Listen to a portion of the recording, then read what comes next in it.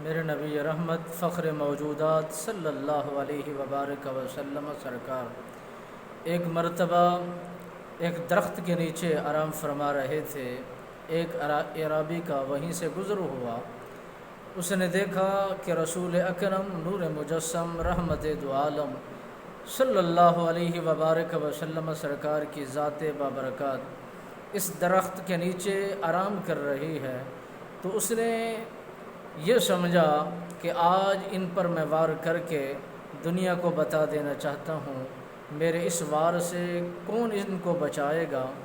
رسول اللہ صلی اللہ علیہ وبارک وسلم سرکار آرام ہی فرما رہے تھے۔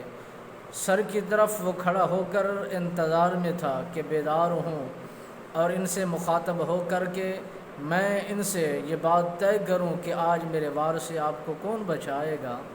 اسے خبر نہ تھی کہ وہ رحمت دو عالم صلی اللہ علیہ وسلم سرکار کی ذات ببرکات ہے۔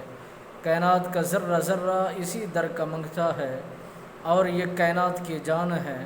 میرے نبی رحمت للعالمین سرکار نے آنکھیں کھولی تو اس اعرابی کو پایا اور اٹھ کر بیٹھ گئے۔ آپ نے فرمایا خیریت تو ہے، تلوار لیے کھڑے ہو۔ عرض کرنے لگا حضور آپ کو میری اس تلوار کی دھار سے کون بچائے گا۔ میرے نبی مسکرائے اور فرمایا اے نادان، میرا خالق میرے ساتھ ہے، میرا مالک میرے ساتھ ہے۔ بس جب میرے نبی رحمت سرکار نے لب کھولے یہی جملے بولے تو اس کی تلوار اس کے ہاتھوں سے جب گری تو آپ سرکار نے اسے اٹھا کر کے آپ نے فرمایا اب بتا تجھے اس تلوار سے کون بچائے گا۔ جب اس نے یہ بات سنی اور تلوار میرے نبی کے ہاتھ میں دیکھی تو وہ گھبرا گیا، پریشان ہوا، غمزدہ ہوا۔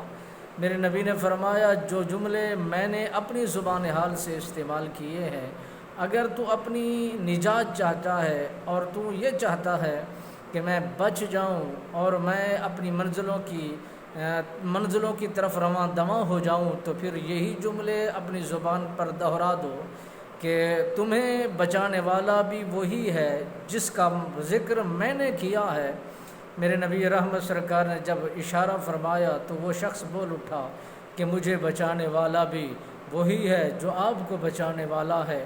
میرے نبی سرکار نے اسے معاف فرمایا اور فرمایا کہ جاؤ تمہیں آج کے دن معافی ہو گئی ہے۔ آئندہ اس طرح کی باتوں سے احتیاط کیجیے۔